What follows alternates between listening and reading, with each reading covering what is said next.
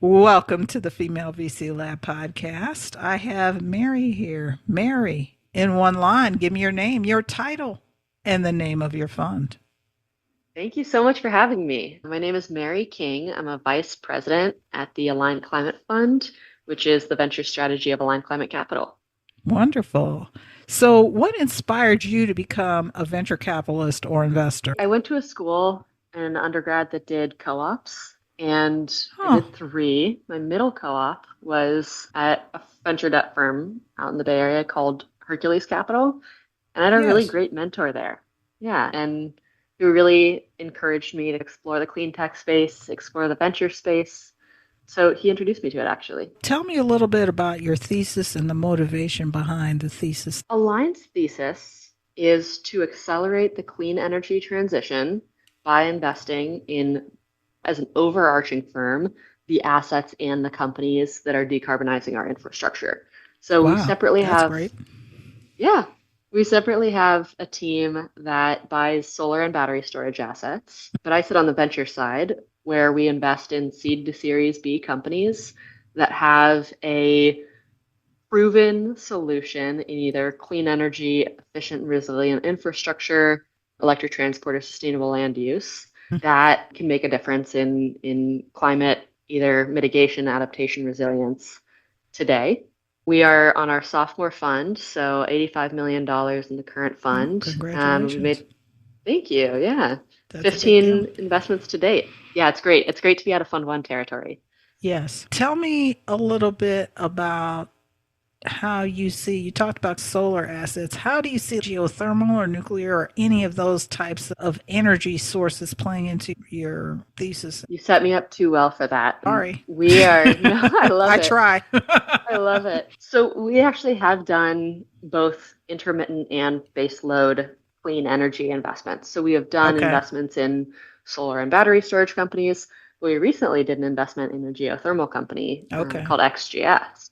So large scale closed loop geothermal projects. And I think, as is very popular to say nowadays, we believe in like many kinds of energy solutions, including both intermittent renewables as well as clean, firm baseload power like Interesting. geothermal. On a personal level, I appreciate the nuclear market. I think the nuclear market will likely be massive, and there are a lot of really exciting innovations in that space. It's a bit out of our mandate, so we are Okay. not spending Fair. time there, but a lot to do in geothermal There's a lot regardless. in geothermal. And then what about, have you guys looked at plastics or things of that nature and generate energy? Yeah, we've looked at a number of different companies in the waste to fuel space. Yes. We have not made an investment there yet. Okay. And I don't think that's a reflection of that industry per se. I think it's just a little bit challenging for us to get there. There have been a number of reasons. Sometimes it's too capital intensive for our check sizes. They're Mm-hmm. really generally 2 to 6 million first check-in investments. But sometimes it's also breakthrough or super novel technology that we're not in a Yes. place to Some diligence. is some of it's really early. So it's very early. You need the PhDs on the team to diligence that kind of thing. We're the next step Absolutely. after that once you've commercialized a bit. What are you currently learning or listening to or reading these days? So, learning about power electronics a lot right now. There are a lot of solutions that can increase capacity and improve resiliency in power electronics Hmm. that utilities actually are incentivized to adopt. So, we're doing a lot of thinking there, seeing some very interesting companies. We made like I said, geothermal for power investment, Yes, but we are looking also at geothermal for heating and cooling. It's a different that makes sense. application of geothermal Yes, but technology, it makes right? sense. Exactly. And so much smaller scale deployments generally, more commercialized technologies. So we're looking at that. And then just generally, we are always digging into anything that we either believe will soon or already does have attractive unit economics for any kind of distributed decarbonization solution. Oh, that's So, interesting. I like yeah, that. we recently did an investment in a company called CarbonQuest, which is a Hmm. point source carbon capture company. And I think what's really exciting there is you can deploy point source carbon capture instead of on these 400,000 tons, or in addition to in these 400,000 ton per year systems, Yeah, you can these distribute it smaller, out across. Yeah, exactly, that's actually smart which is because very it gives them more exciting. resiliency. You talk about resilience, right? To having things distributed, it does have more resilience, and it also helps more people that way as well. Like you can Exactly. also touch more people. So that's a good thing. Completely. So if you have affordable housing with combined heat and power, like cogen Hmm. facility Yes. on site or nearby, you can deploy point source carbon capture on that. And Yeah. that's really impactful. Yeah.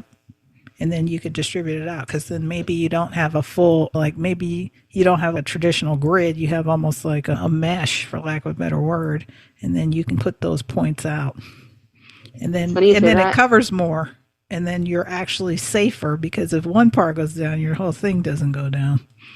Exactly. So it's great for these kind of distributed energy sources that aren't always clean, but are long-lived infrastructure that is needed and Yes. provides lower cost power. And we separately, actually, to your point, have a renewable off-grid microgrid company Oh, that wow. has these microgrids made out of solar and battery storage and a bit of backup propane, but primarily solar and battery storage that are a key resilience tool and decrease distribution upgrade costs.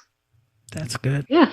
It's really evolving. The clean tech area is really evolving. There's a lot happening in that area to reimagine how do we use power? What is power? What is energy? How should we really be thinking about this? It can all be used in combination and conjunction, right? And then how do we slowly move off into a way of life? The founders of the space are just amazing in their They're ability amazing. to, right, to look at these hundred or hundreds of year Global old, problems too. It's right, not just in the United States. Like these are massive global problems. completely, and then just rethink them from the ground up. You Hmm. said, like, how do we use power? Where do we get it? All of these issues. You'll find these what seem to be really niche solutions, and then you see it's a $10 billion market size to solve it. That's great. All right, Mary, here's the bonus question. Everyone gets it. In 2 years, how do you see venture capital having changed or evolved? I'm going to answer separately for general venture capital and climate venture capital. Okay, fair. Go for it. For general venture capital, I think we're going to see a massive improvement, including climate, in the pace that transactions can be diligenced, because so Yes. much of the time that creates almost like A I slowness. would It's say, like a friction. It's like there's like a yeah, resistance there at some level. It's, we got to do this. right, like Diligence. a synthetic bandwidth constraint. Yes, I like that.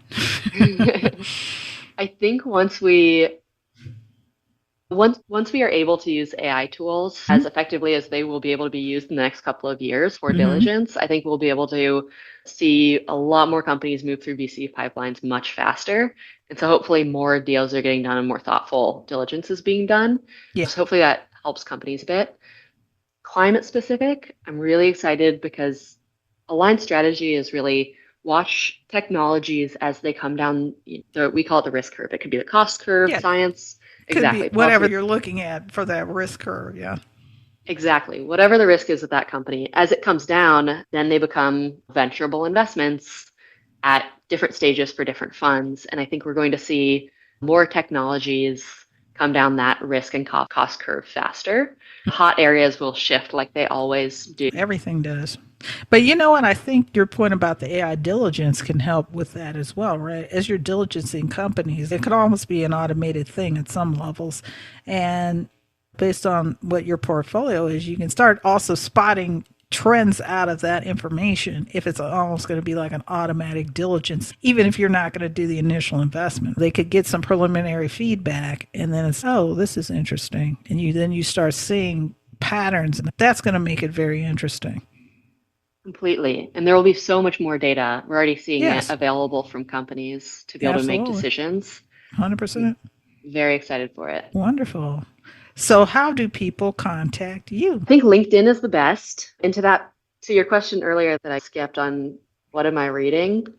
I do read my LinkedIn DMs. That may be interesting and not interesting depending on what kind of Yeah, exactly. DMs you Whatever, depending on what's get. coming through.